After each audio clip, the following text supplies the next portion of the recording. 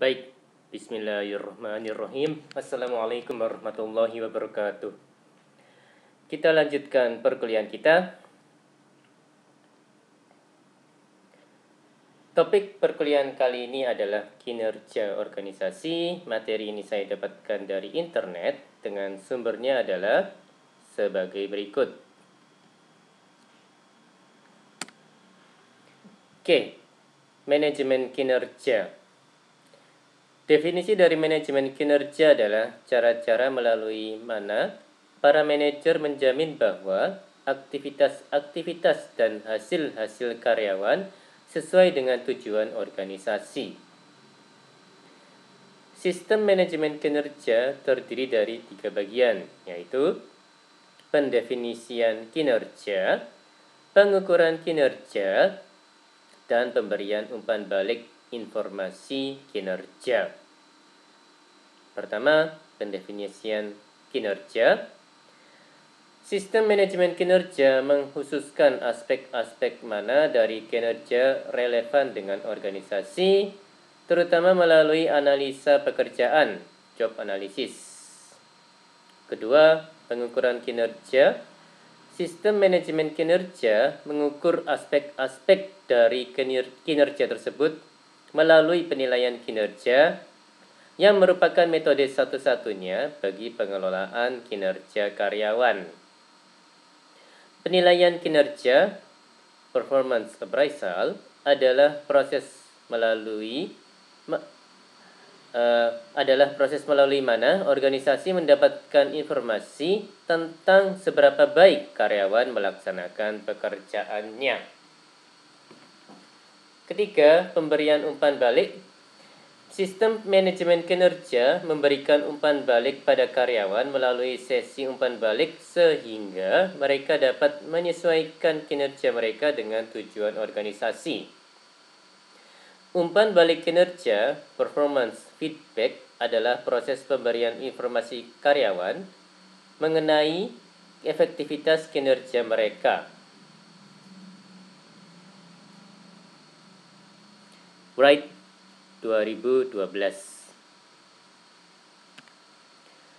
Oke, the practice of performance management.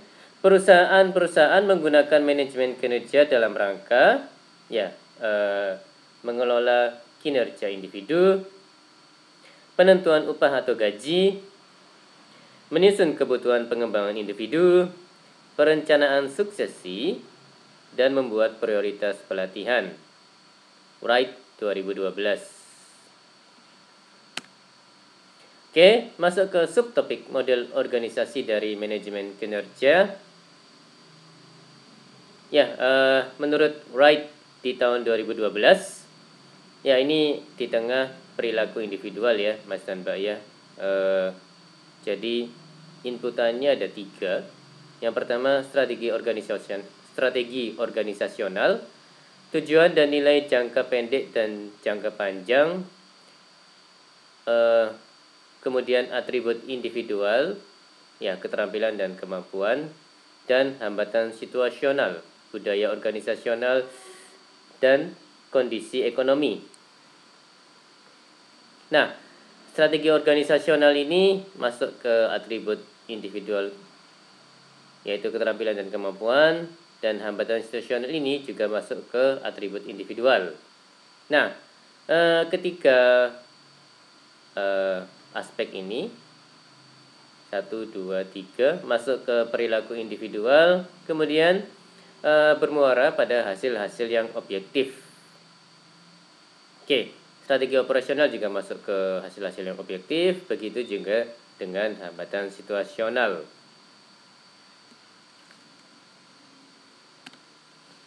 Oke, the process of performance management.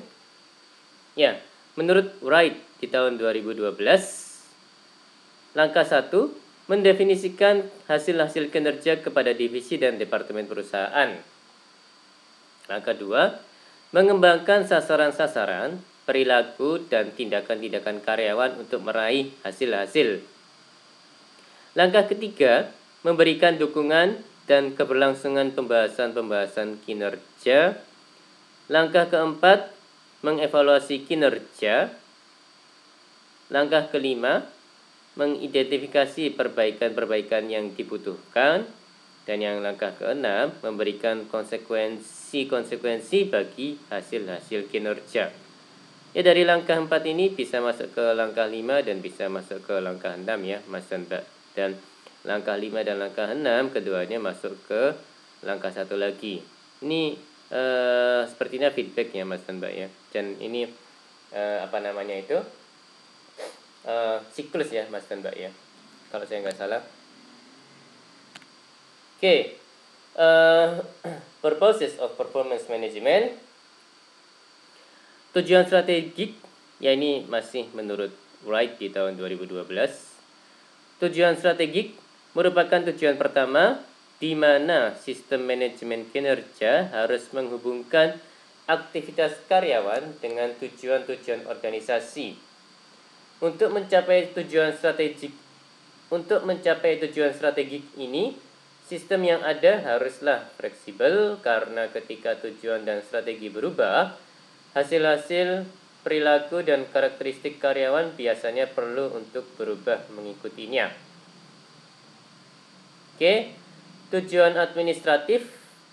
Organisasi-organisasi menggunakan informasi manajemen kinerja dalam banyak keputusan-keputusan administrasi seperti administrasi upah, kenaikan upah, promosi, pengakhiran kepemilikan, pemutusan kerja, dan pengakuan kinerja individu. Tujuan pengembangan. Tujuan ketiga dari manajemen kinerja adalah mengembangkan karyawan yang berkinerja efektif dalam pekerjaannya.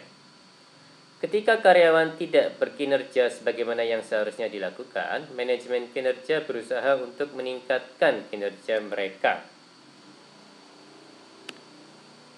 Oke, memilih sumber-sumber evaluasi kinerja.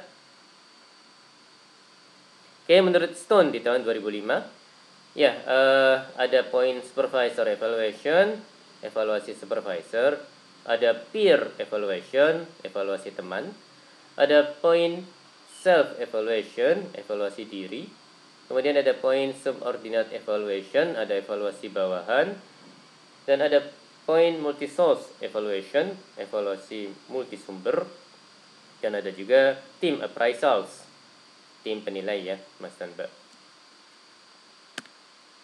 Oke, masuk ke subtopik kriteria-kriteria bagi sistem manajemen kinerja yang efektif.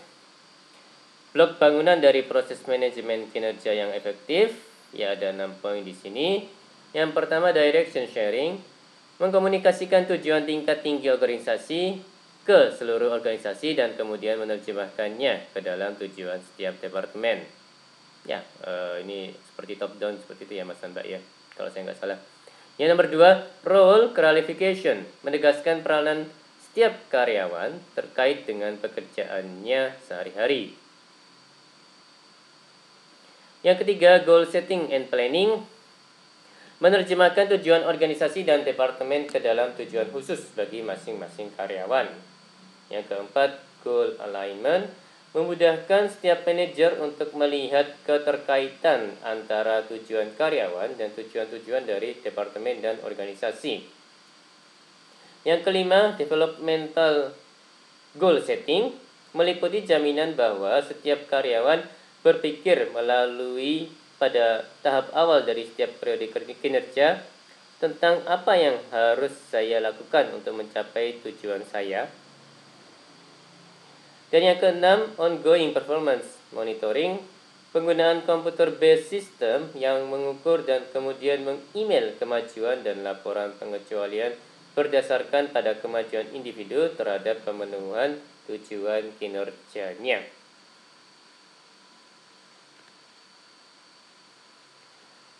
Ya, ada poin ke-7, ongoing feedback, tatap muka dan umpan balik terkomputerisasi terhadap kemajuan dan pencapaian tujuan. Poin ke-8, coaching and support, harus menjadi bagian yang satu dari proses umpan balik. Yang ke-9, performance assessment appraisal merupakan salah satu elemen dalam manajemen kinerja. Poin ke-10, reward, recognition, and compensation.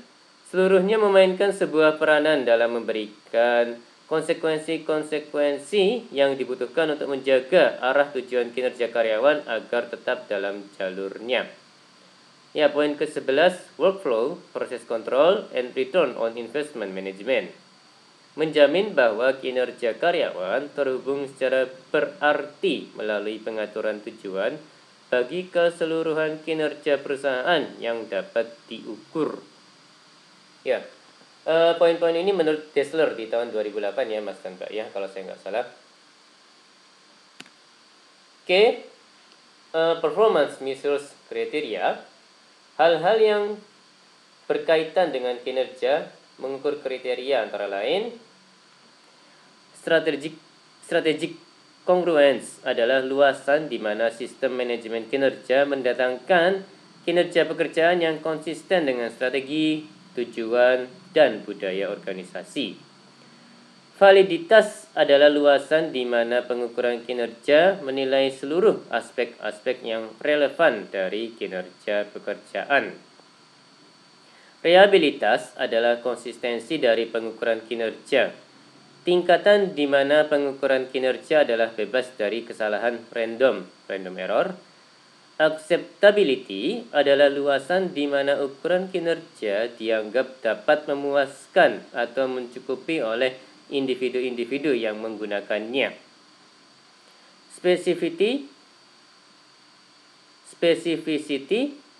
adalah luasan di mana ukuran kinerja memberikan arahan rinci bagi karyawan tentang apa yang diharapkan dari mereka, karyawan, dan bagaimana mereka dapat memenuhi harapan-harapan tersebut.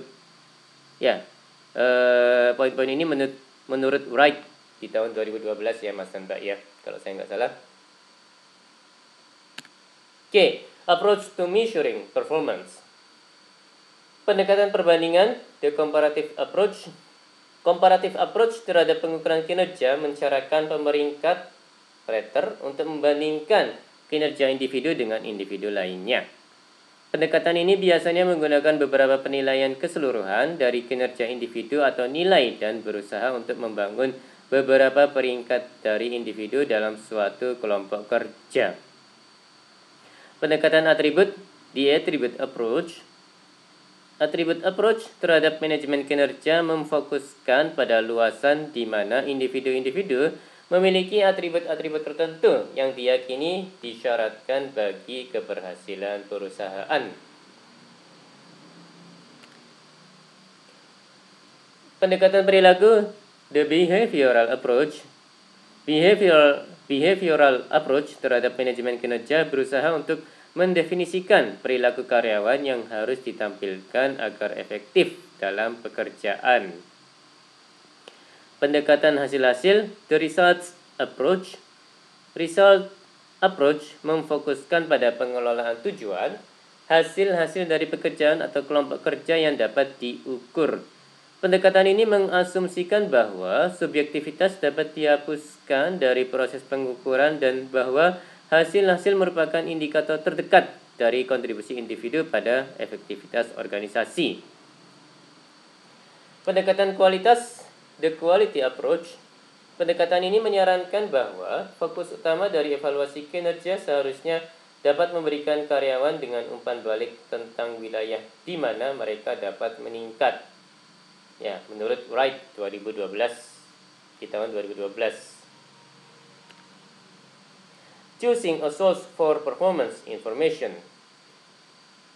Ya, menurut Wright di tahun 2012 lima sumber utama informasi kinerja adalah yang pertama manajer, merupakan sumber yang paling sering digunakan dalam informasi kinerja. Yang kedua, teman sejawat merupakan sumber terbaik dalam informasi pekerjaan seperti penegakan disiplin, di mana supervisor tidak selalu ada mengawasi pekerja. Mohon maaf. Yang ketiga, bawahan biasanya merupakan sumber berharga dalam informasi kinerja ketika akan mengevaluasi seorang manajer. Yang keempat, diri sendiri. Sangat jarang digunakan sebagai sumber informasi kinerja, meskipun tetap akan bermanfaat. Ya, takutnya penilaiannya subjektif ya Mas dan Mbak ya. Yang kelima, konsumen. Banyak perusahaan yang melibatkan konsumen dalam sistem informasi kinerja perusahaan tersebut.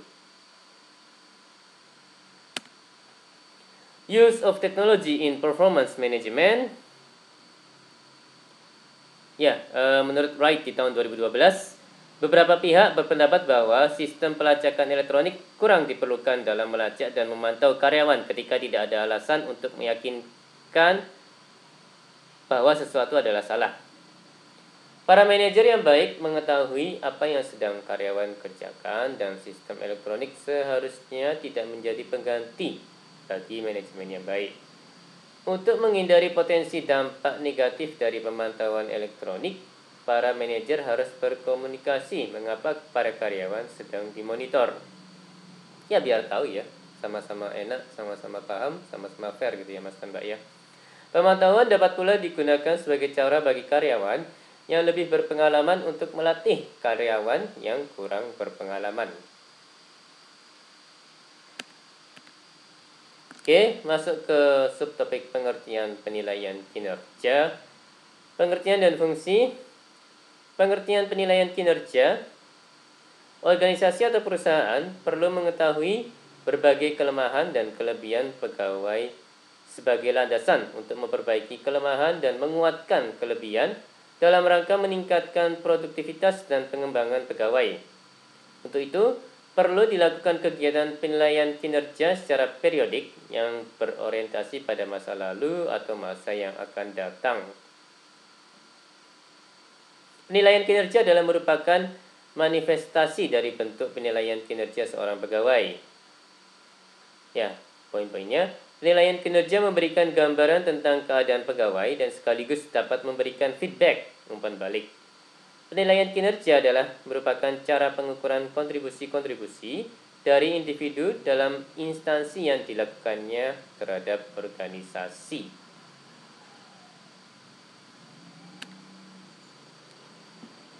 Penilaian untuk kerja merupakan suatu proses organisasi dalam menilai unjuk kerja pegawainya. Unjuk kerja merupakan hasil kerja yang dihasilkan oleh pegawai atau perilaku nyata yang ditampilkan sesuai perannya dalam organisasi. Unjuk kerja pegawai merupakan suatu hal yang sangat penting dalam usaha organisasi untuk mencapai tujuannya, sehingga berbagai kegiatan atau pelatihan harus dilakukan organisasi untuk meningkatkannya. Arti pentingnya untuk kerja secara lebih rinci, ya, William Junior dan Kurt Davis di tahun 2003 halaman 339 sebagai berikut. Perbaikan untuk kerja memberi kesempatan kepada karyawan untuk mengambil tindakan-tindakan perbaikan untuk meningkatkan kinerja melalui feedback yang diberikan oleh organisasi. Penyesuaian gaji dapat dipakai sebagai informasi untuk mengkompensasi pegawai sesuai keahliannya. Ya, saya ulangi, penyesuaian gaji dapat dipakai sebagai informasi untuk mengkompensasi pegawai sesuai keahliannya. Pelatihan dan pengembangan, yaitu melalui penilaian akan diketahui kelemahan-kelemahan dari pegawai sehingga dapat dilakukan program pelatihan dan pengembangan yang lebih efektif. Perencanaan karier, yaitu organisasi dapat memberikan bantuan perencanaan karier bagi pegawai dan menyelaraskannya dengan kepentingan organisasi. Mengidentifikasi kelemahan-kelemahan dalam proses penempatan, yaitu unjuk kerja yang tidak baik menunjukkan adanya kelemahan dalam penempatan sehingga dapat dilakukan perbaikan. Dapat mengidentifikasi adanya kekurangan dalam desain pekerjaan, yaitu kekurangan kinerja akan menunjukkan adanya kekurangan dalam perancangan jabatan.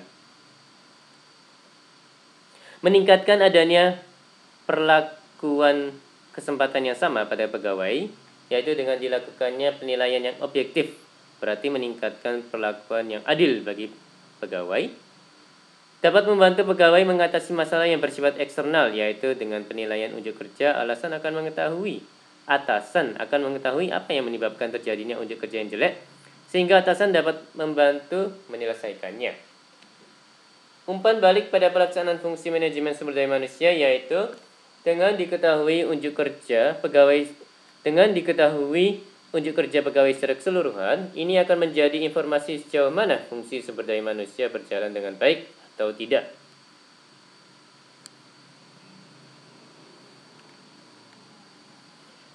Oke, fungsi penilaian kerja. Penilaian kerja, performance appraisal pada dasarnya berfungsi sebagai salah satu faktor kunci guna mengembangkan suatu organisasi secara efektif dan efisien. Karena adanya kebijakan atau program penilaian prestasi kerja, berarti organisasi telah memanfaatkan secara baik atas SDM yang ada dalam organisasi. Berfungsi dan atau bermanfaat untuk penyesuaian kompensasi, perbaikan kinerja, kebutuhan latihan dan pengembangan, pengambilan keputusan dalam hal penempatan promosi, mutasi, pemecatan, pemberhentian, dan perencanaan tenaga kerja. Kepentingan penelitian kepegawaian, membantu diagnosis terhadap kesalahan desain pegawai. Oke, penilaian kinerja sebagai upaya peningkatan kinerja. Penilaian unjuk kerja sesungguhnya tidak sekedar menilai, yaitu mencari aspek apa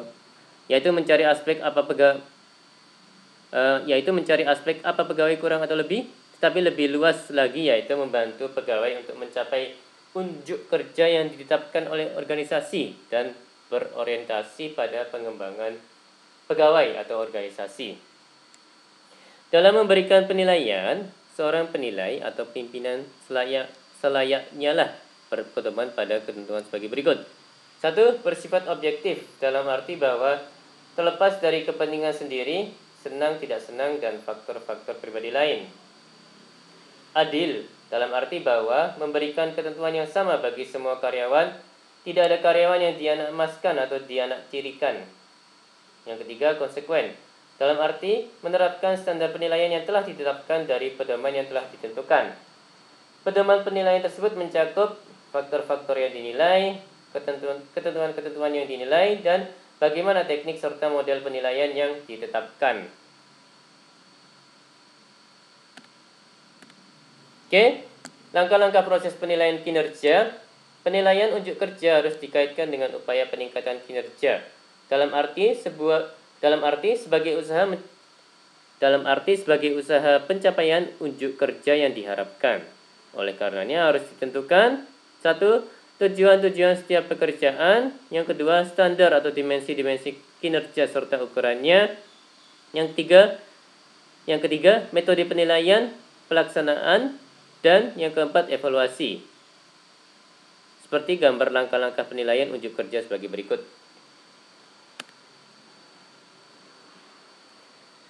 Pentingnya merancang tujuan dalam perbaikan kinerja. Ya, menurut Stone di tahun 2005, merancang tujuan tertentu dapat lebih mengarah pada kinerja yang lebih baik daripada hanya mengatakan pada karyawan, lakukan yang terbaik. Jadi lebih spesifik dan lebih jelas, lebih clear gitu ya Mas Mbak ya. Tujuan yang dirasakan sulit untuk dicapai cenderung menghasilkan kinerja yang lebih baik daripada tujuan yang dirasakan sangat mudah. Partisipasi karyawan dalam perancangan tujuan cenderung mengarah pada rancangan tujuan yang lebih jauh daripada hanya individu manajer yang merancang tujuan tersebut. Seringnya umpan balik kinerja menghasilkan kinerja yang lebih tinggi. Karyawan akan mengatur tujuan yang lebih jauh jika mereka dievaluasi kinerjanya daripada hanya sekedar pencapaian tujuan yang sederhana. Performance feedback. Untuk memberikan umpan balik kinerja yang efektif, para manajer harus mempertimbangkan beberapa rekomendasi berikut ini. Ya, ada umpan balik harus diberikan secara teratur, bukan sekali setahun. Ada menciptakan konteks yang benar bagi pembahasan. Ada menanyakan karyawan mengenai peringkatnya sebelum pertemuan dimulai. Dan ada poin mendorong bawahan untuk berpartisipasi dalam pertemuan. Kemudian ada poin mengakui kinerja yang efektif melalui penghargaan. Ada poin memfokuskan pada pemecahan masalah, ya, bukan nyari masalah ya. Ada poin memfokuskan umpan balik pada perilaku atau hasil-hasil, bukan pada pribadi.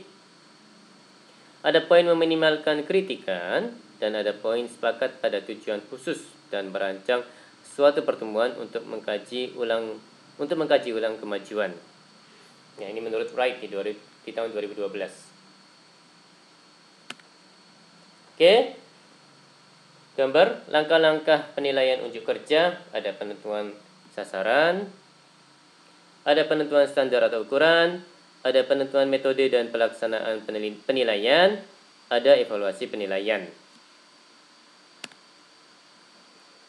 Oke, ya, penyebab masalah kinerja, teamwork yang tidak memiliki daya juang, evaluator yang tidak konsisten atau menggunakan kriteria dan standar yang berbeda, hanya bernilai bagi karyawan yang terbaik atau terburuk, mendorong karyawan untuk mencapai tujuan jangka pendek, manajer memiliki kekuasaan yang mutlak atas karyawan, terlalu subjektif, dan prosedur sangat emosional secara mendalam. Ya, menurut Wright di tahun 2012. What managers can do to diagnose performance problems and manage employees' performance. Inputnya adalah, apakah karyawan mengetahui apa yang harus dia kerjakan? Apakah pekerjaan berjalan dan prosedur tersebut logis? Apakah karyawan memiliki sumber daya yang dibutuhkan bagi keberhasilan kinerja? Karakteristik karyawan. Apakah karyawan memiliki keterampilan yang kompeten dan pengetahuan yang dibutuhkan? Apakah karyawan mengetahui mengapa sangat pentingnya diperlukan tingkat kinerja? Dan apakah karyawan secara mental, fisik, dan emosi dapat melaksanakan kinerja pada tingkat yang diharapkan? Yaitu poin-poin karakteristik karyawan ya Mas dan Mbak ya. Ya, lanjutan.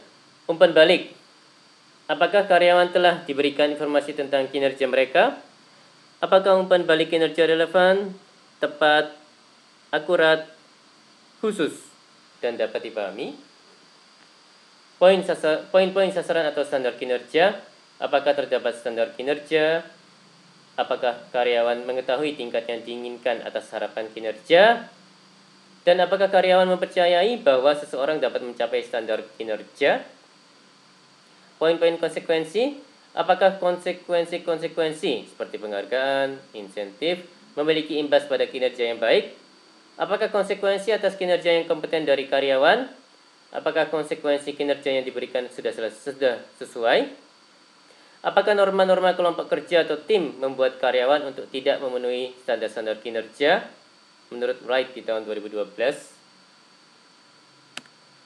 Ya, masuk ke kesimpulan. Sistem manajemen kinerja terdiri atas pendefinisian kinerja, pengukuran kinerja, dan pemberian umpan balik informasi kinerja. Tujuan dari manajemen kinerja terdiri atas tujuan strategik, tujuan administratif, dan tujuan pengembangan. Penilaian kinerja harus dikaitkan dengan upaya peningkatan kinerja sebagai upaya untuk mencapai kinerja yang diharapkan. Evaluasi kinerja merupakan proses dinamis dengan penekanan pada pengembangan diri, pendirian standar-standar kinerja, dan pemberian serta penerimaan umpan balik. Manajer SDM dalam pencarian perbaikan kinerja memiliki tanggung jawab untuk menjamin bahwa manajemen memahami tujuan-tujuan bisnis strategik organisasi dapat dicapai dengan lebih baik melalui pemuasan tujuan individual, dan bahwa keadilan dari program evaluasi kinerja secara kuat mempengaruhi tingkat kepuasan kerja karyawan dalam organisasi. Ya, saya ulangi. Manajer SDM dalam pencarian perbaikan kinerja memiliki tanggung jawab untuk menjamin bahwa manajemen memahami tujuan-tujuan bisnis strategik organisasi dapat dicapai dengan lebih baik melalui pemuasan tujuan individual, dan bahwa keadilan dari program evaluasi kinerja secara kuat mempengaruhi tingkat kepuasan kerja karyawan dalam organisasi. Oke, ini rangkaian komponen kepemimpinan yang integrated ya Mas dan Mbak ya. Jadi ada tujuan sasaran, ada fungsi-fungsi kegiatan-kegiatan, struktur, kontrol, pengendalian, wewenang, tanggung jawab, unit kerja, komunikasi, hubungan kerja, jobs, pekerjaan, tenaga kerja, biaya, material atau alat-alat dan waktu. Ya, ada prosedur, metode. Ya, ada input, ada output.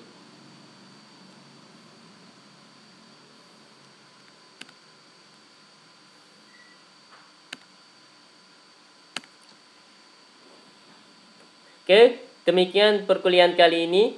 Mohon maaf kalau ada kata-kata yang salah. Terima kasih atas perhatiannya. Wassalamualaikum warahmatullahi wabarakatuh.